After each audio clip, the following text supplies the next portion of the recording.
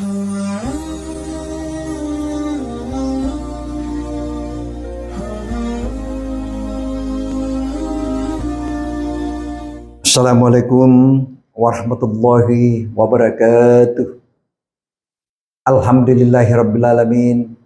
Allahumma salli wa salli ala sayyidina Muhammadin wa ala ali sayyidina Muhammad. Faqala ta'ala fil kitabil karim, innallaha wa malaikatahu yusholluna 'alan nabi ya ayyuhallazina amanu shallu 'alaihi tasliman katsira. Amma ba'd. Pertama-tama marilah kita panjatkan puji syukur kepada Allah Subhanahu wa taala sehingga di sore hari ini kita dapat melaksanakan pengajian di tempat yang mulia ini. Mudah-mudahan kita masih diberikan kenikmatan dan kesehatan oleh Allah Subhanahu wa taala. Tema hari ini ialah penyebab kehancuran umat manusia. Kalau kita merenung sejenak, apa yang kita nikmati sekarang ini adalah sebuah kemajuan yang luar biasa dibanding dengan kehidupan pada awal-awal kemerdekaan, apalagi jika dibanding dengan masa penjajahan. Namun kemajuan yang kita tidak peroleh sebagai hasil pembangunan itu membuat kebanyakan orang mendewakan materi. Akhirnya terbentuklah umat menyepelekan semua, ya, melecehkan, mencapakan semua agama. Maka muncullah penyakit yang sangat membahayakan. Ada 3 kriteria yang kita harus memahami hal ini. 1 ialah penyakit rohani yang syirik dan merata. 2, penyakit jasmani bencana yang menimpa. Yang ketiga ialah penyakit fitnah, isu yang menyebarkan di mana-mana. Sekarang ini coba kita lihat, air-air ini membuat suatu fitnaan, memberikan suatu berita yang tidak jelas. Lalu kemudian kita mencampakkan orang, kita memfitnah orang. Ya. Terlalu banyak masalah-masalah. Tetapi kenapa mereka melakukan itu? Karena mereka tidak punya nilai-nilai iman kepada Allah Subhanahu wa taala. Ya. Coba kita lihat sekarang. Orang sekarang bagaimanapun sudah menghalalkan segala cara, yang penting tujuannya tercapai. Ya, mengejar suatu jabatan, siku kiri kanan, teman jadi lawan. Ini semua adalah tanda-tanda suatu kehancuran. Lalu kemudian kita tidak menyadari hal itu. Padahal pangkat, jabatan, harta, ya, semuanya adalah sebuah titipan dari Allah Subhanahu wa ta'ala. Kalau Allah yang mengambil semua itu, innalillahi wa inna ilaihi raji'un. Lalu apa yang kita mau sombongkan di hadapan Allah Subhanahu wa ta'ala? Mari kita tingkatkan nilai-nilai iman kita kepada Allah Subhanahu wa ta'ala. Coba kita lihat sekarang, begitu banyak musibah, begitu banyak bencana di mana-mana. Ya. Kenapa muncul suatu bencana begitu banyak? Mulai yang namanya gunung meletus, air tumpah ke darat, ya, gempa bumi di mana-mana. Akibat pada ulah-ulah manusia. Karena terlalu banyak orang-orang yang melakukan hal-hal yang merusak di muka bumi ini. Lalu Allah murka. Dia turunkanlah satu bencana. Bayangkan Pak, orang saja yang tidak melakukan. Orang yang baik-baik pun saja. Kalau datang musibah, ada satu orang sekelompok di dalamnya berbuat maksiat. Bayangkan orang yang membuat maksiat itu, orang yang tidak punya dosa pun juga ikut kena getahnya. Inilah salah satu gambaran yang kita harus melihat. Ya. Karena orang tidak memikirkan lagi bagaimana dia mengharuskan, bagaimana dia menghalalkan segala cara agar supaya tujuannya tercapai. Dia tidak menyadari hal itu bahwa satu saat kita akan meninggalkan semua itu. Ya. Mari kita tanamkan nilai-nilai iman kita kepada Allah Subhanahu wa ta'ala. Ya. Kalau memang kita diberikan rezeki oleh Allah, lalu kemudian kita belanjakan di jalan Allah, kita bantu kepada anak yatim, kita bantu para pesantren, kita bantu masjid, kita bantu janda-janda tua, bukan janda-janda muda. Kalau yang muda banyak yang mau. Ini janda-janda tua, nenek-nenek. Itu yang perlu kita perhatikan semua ini. Karena rezeki diberikan oleh Allah, kita belanjakan di jalan Allah. Itulah yang membawa kita nanti di akhirat. Dan amal-amal itulah yang membawa semua kita di akhirat nanti. Boleh kau kejar duniamu, silahkan kejar dunia. Tapi jangan lupa akhirat. Nah, bagaimana kita harus melakukan hal yang demikian? Mari kita renungkan bahwa betapa besarnya karunia Allah memberikan kepada kita, termasuk nikmat-nikmat. Kita tidak sanggup menghitung nikmat-nikmat yang diberikan oleh Allah Subhanahu wa ta'ala. 1 kali 24 jam Allah memberikan satu kenikmatan terhadap hambanya. Lalu kemudian kenapa kamu tidak pandai mensyukurinya itu? Ya. Kalau kau pandai mensyukuri nikmat yang diberikan oleh Allah, aku tambah kata Allah. Tapi kalau kau tidak mensyukuri nikmatku, kata Allah, awas, asapku sangat pedih. Coba kalau tidak lihat. Berapa kali kita diingatkan di dalam surat Ar-Rahman? Fabi'ayyi ala rabbikuma tukadziban. Nikmat-nikmat apalagi yang kamu dustakan semua itu.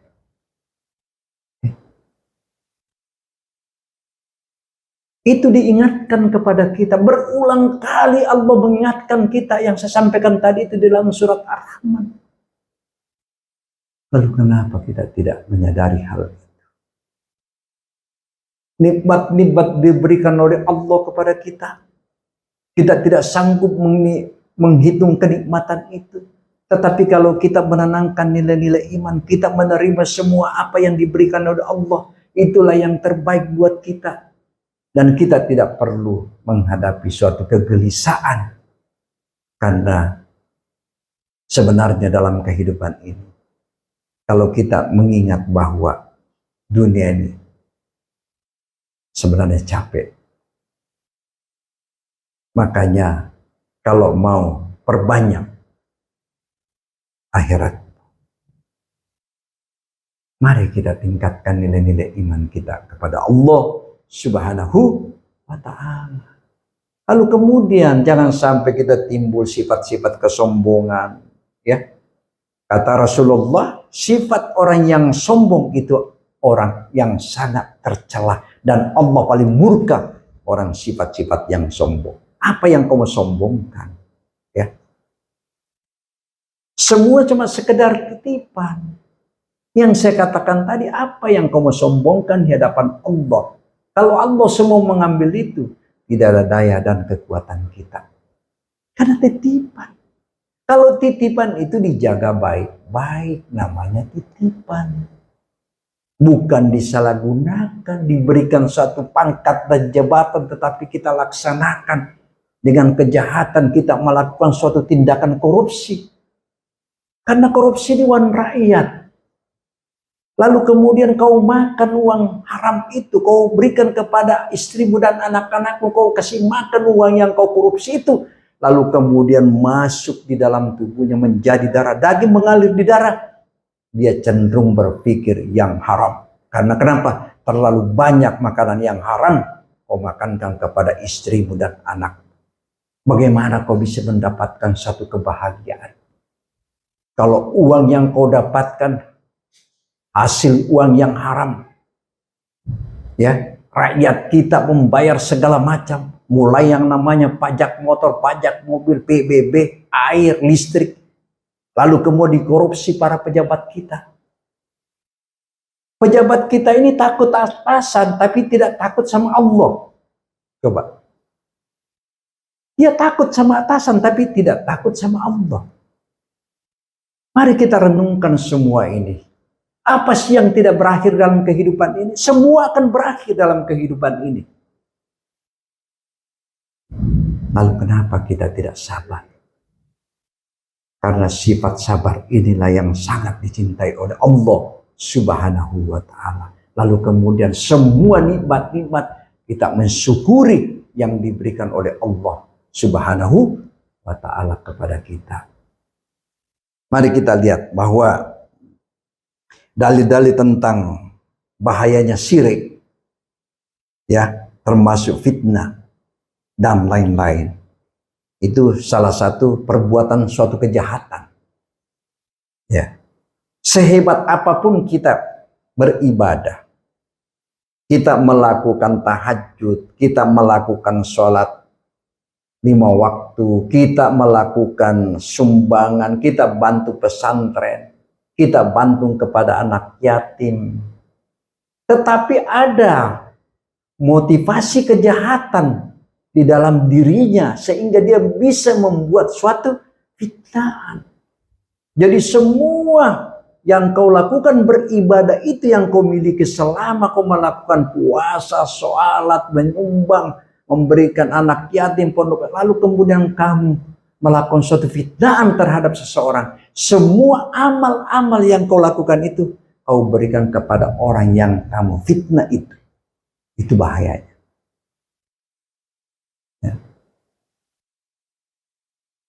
Ya, orang pepatah bilang fitnah itu lebih kejam daripada pembunuhan.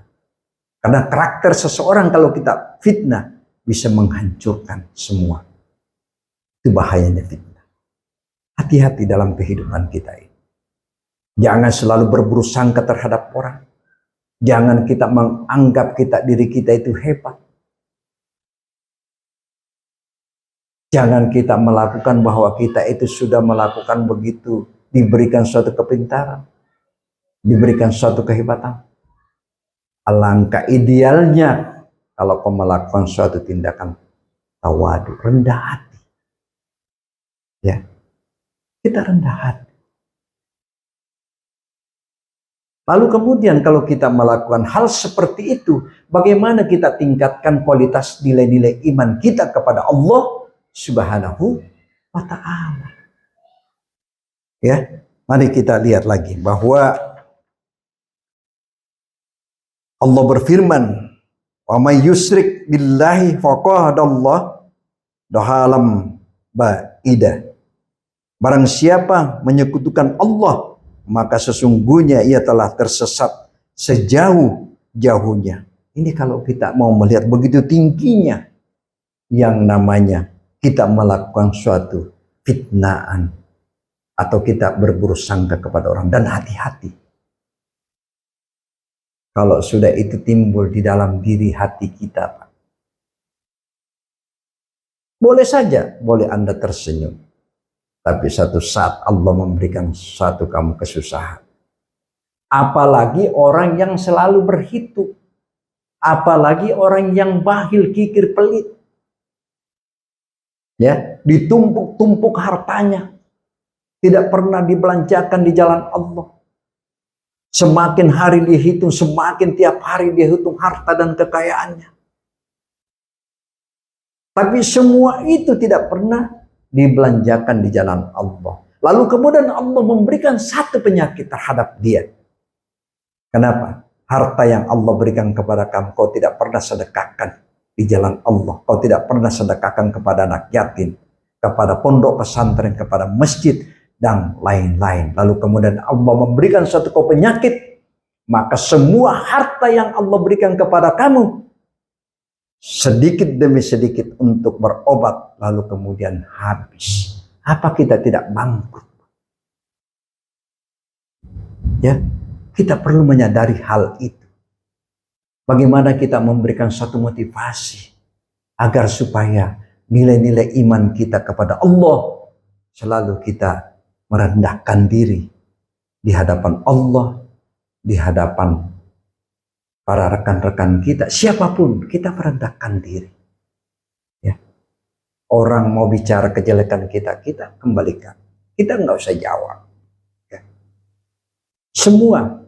Karena semakin tinggi status nilai iman kita, semakin tinggi juga ujian yang diberikan oleh Allah Subhanahu wa Ta'ala. Ya, semakin tinggi. Sehebat apapun kita, prestasi apapun yang kita dapatkan, gelar apapun kita dapatkan, ya, begitu tinggi yang kita dapatkan semua. Lalu kemudian kita tidak punya nilai-nilai agama di hadapan Allah. Dan Allah tidak akan melihat semua. Dan timbul suatu yang bisa menghancurkan kita. Ya, sehebat apapun, pengalaman apapun, gelar yang kita sandang, tanpa prestasi ibadah, nol besar kita di hadapan Allah Subhanahu wa Ta'ala. Ini perlu kita harus melakukan hal-hal bagaimana kita tingkatkan nilai-nilai iman kita kepada Allah Subhanahu wa Ta'ala.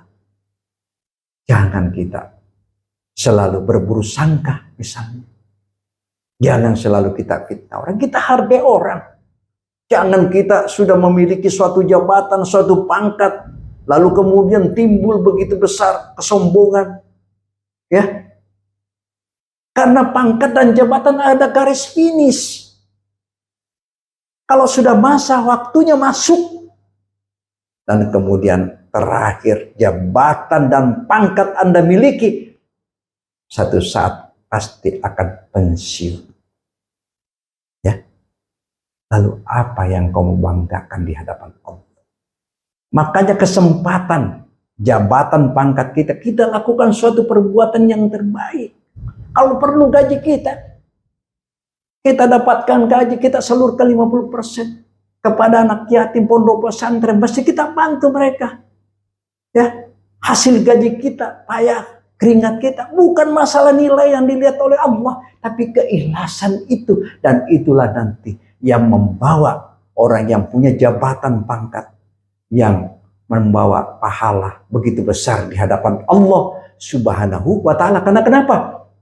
Dia gajinya, dia akan sumbangkan 50% kepada orang-orang yang tidak mampu, termasuk anak yatim, pondok pesantren dan masjid. Dan itulah yang kekal selama-lamanya untuk kita dapat di akhirat nanti. Oleh karena itu mari kita tingkatkan lagi bahwa bagaimana kita harus melakukan nilai-nilai iman agar supaya kita selalu mengingat kepada Allah Subhanahu wa Ta'ala. Karena semua akan kembali. Tidak ada yang tidak berakhir dalam kehidupan ini. Ya, kullu nafsin sa'iqatul maut. Setiap bernyawa pasti akan merasakan mati. Ingat itu. Kesempatan besar kita melakukan hal-hal yang kebaikan. Lalu kemudian sejak itu kita putar film kehidupan kita. Dari awal sampai akhir kita putar film kehidupan kita. Ya. Kita merenungkan semua itu kesalahan kita. Karena manusia ini tidak ada yang sempurna. Kesempatan kita diberikan oleh Allah untuk memutar film kehidupan kita dari awal sampai akhir. Apa yang pernah kita, mungkin kita pernah mengambil barang orang, mungkin kita pernah menyakiti hati orang, atau mungkin pernah kita berbuat maksiat, kita tidak menyadari itu, ya. Tetapi kalau sudah Allah memutar film kehidupan kita, tidak ada lagi, tinggal pertanggungjawaban. Ini yang saya selalu mengingatkan. Mari kita tingkatkan nilai-nilai iman kita kepada Allah Subhanahu wa Ta'ala. Lalu kemudian kita melihat bahwa Allah juga berfirman, waja'alna ba'dakum li ba'din fitnatan atas sahbirun. Dan kami jadikan sebagian kamu fitnah, cobaan bagi sebagian yang lain. Maukah kamu bersabar? Ini kalau kita renungkan ayat ini, Pak. Karena fitnah, kita jauhkan dari suatu kefitnahan itu. Yang saya katakan tadi, perlu ada kesabaran. Apapun. Tidak ada, bayangkan kita ini hamba Allah, bayangkan kita ini umat Rasulullah. Para nabi-nabi dan rasul-rasulnya semua diberikan ujian. Tidak ada yang tidak diberikan ujian. Lalu kemudian kita sebagai umat Rasulullah, terlalu kecil ujian yang diberikan oleh Allah kepada kita. Ya, mari kita semua menyadari hal itu. Lalu kemudian Allah juga berfirman, indama amwa'alakum wa aladukum fitnah. Sesungguhnya harta dan anak-anak keturunan adalah fitnah. Ini kalau kita menerjemahkan, ya, bagaimana kita harus ada rem, harus ada pengendalian diri, ya. Ini yang saya katakan tadi. Saya ulangi lagi bahwa innama amwalakum wa auladukum fitnah. Ini berat sekali. Ya, hati-hati dengan fitnah. Hati-hati dengan berburuk sangka terhadap orang. Ya, bagaimana kita harus memiliki nilai-nilai iman di hati kita. Kalau ada orang yang memberikan suatu bahasa, kita simpang. Lalu kemudian ada si A, si B memberikan suatu jawaban. Kita nggak usah menjawab, kita simpang. Karena kenapa? Bagus kalau benar. Kalau jadi fitnah, innalillahi wa inna ilaihi raji'un. Mendingan kita kumpul semua itu, kita diam. Kata Rasulullah, mendingan perbanyak diam daripada banyak bicara. Ini perlu kita tingkatkan, ya. Mari bahwa begitu banyak ujian dan tantangan yang kita hadapi selama ini, bagaimana kita harus melakukan suatu sistem untuk meningkatkan. Kita perbanyak bermunajat kepada Allah. Kita bangun di keheningan malam. Kita bermunajat kepada Allah. Minta pertolongan kepada Allah. Lalu kemudian tidak terasa air mata keluar di pipi. Karena di situ dia bermunajat. Semua malam itu orang pada tertidur lenyap. Cuma antara kita dengan Allah. Wa minal laili fatahajjab bihi. Laksanakan salat tahajud di keheningan malam. Ya. Kalau mau minta pertolongan kepada Allah. Jangan minta pertolongan kepada orang lain. Apapun bentuknya, kita minta kepada Allah. Bagaimana kita diberikan suatu kenikmatan. Bagaimana kita diberikan suatu kebahagiaan. Agar supaya kita bisa memberikan motivasi nilai-nilai iman. Begitu juga kita diberikan rezeki oleh Allah. Kita salurkan rezeki itu. Kita nggak usah khawatir. Karena belum ada sejarah orang bangkrut karena rajin sedekah. Malahan bertambah, kata Rasulullah. 1:3. Ya. Itu yang kita harus memiliki. Kita tanamkan yang saya katakan tadi. Tanamkan nilai-nilai iman kita. Kita harus punya sandaran vertikal kepada Allah Subhanahu wa ta'ala. Kemana lagi kita bersandar? Tidak ada lain dan kekuatan kecuali Allah Subhanahu wa ta'ala. Mari kita tingkatkan, jangan sampai kita selalu melakukan suatu fitnaan atau selalu kita berburuk sangka terhadap orang itu. Jauhkan semua itu. Ya, kita tidak mau, jangan sampai kita dimasuki bahasa-bahasa di telinga kita yang tidak bermanfaat. Dan apabila kita diberikan satu berita, kita tanam dulu, kita simpang. Yang saya katakan tadi takutnya jadi fitnah. Ya.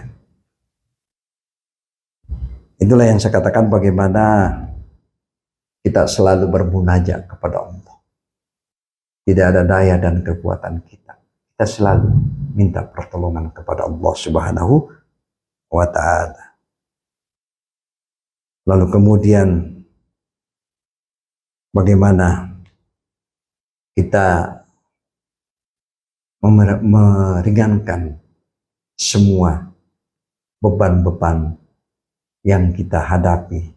Tapi semua ini adalah satu ujian yang diberikan oleh Allah.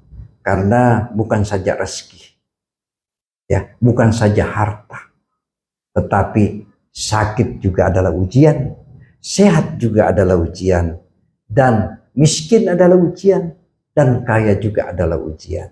Semua kita akan kembalikan kepada Allah Subhanahu wa Ta'ala. Ya. Oleh karena itu, bahwa kita jangan sampai lagi jauhkan dari sifat-sifat fitnah atau tidak selalu berburuk sangka kepada orang. Karena kita melihat bahwa Allahumma inni nas'alukal afwa wal afiyah. Ya Allah, ya Tuhan kami mohon maaf dan kesehatan kami. Kita juga minta selalu kepada Allah agar supaya kita diberikan kesehatan, kenikmatan, kealfiatan oleh Allah Subhanahu wa Ta'ala. Setiap hari kita melakukan suatu perintah Allah, melaksanakan sholat, beribadah kepada Allah. Kita minta kepada Allah supaya kita selalu diberikan suatu kesehatan dan kenikmatan oleh Allah. Ya, kalau masalah rezeki itu urusan Allah. Karena sholat 5 waktu itu sudah ditetapkan oleh Allah dan itu perintah Allah. Kita laksanakan. Jangan sampai putus. Karena yang saya katakan tadi, tidak ada daya dan kekuatan kita kecuali Allah Subhanahu wa Ta'ala. Sinilah bahwa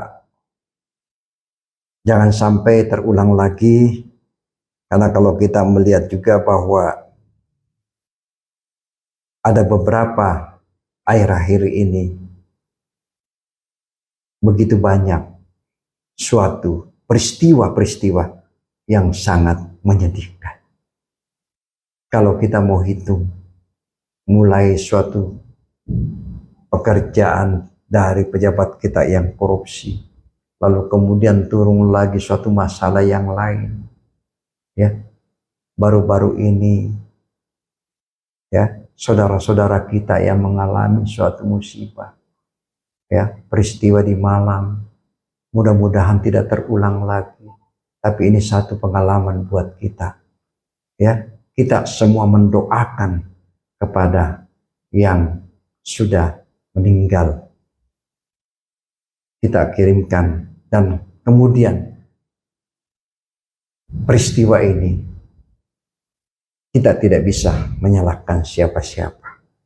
Tinggal bagaimana kita mencari solusi yang terbaik supaya peristiwa ini yang di Malang tidak terulang lagi. Ya, tidak terulang lagi. Kita sangat prihatin masalah ini. Karena begitu banyak yang korban. Oleh karena itu, semua kita akan mendoakan.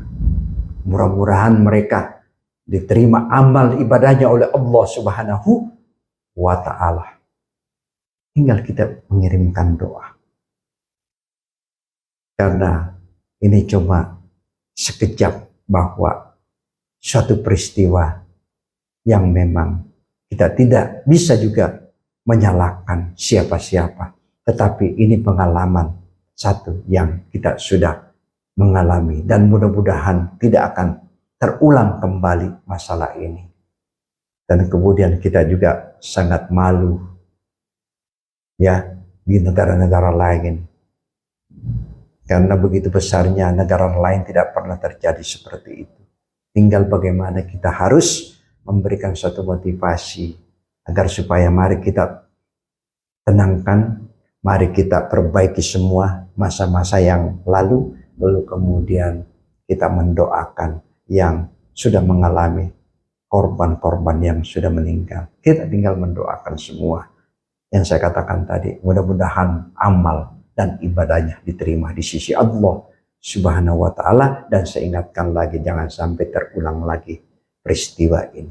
Ya, siapa lagi? Kita ini semua adalah anak bangsa. Demikianlah penyampaian saya. Usikum wa nabi taqallah. Wassalamualaikum warahmatullahi wabarakatuh.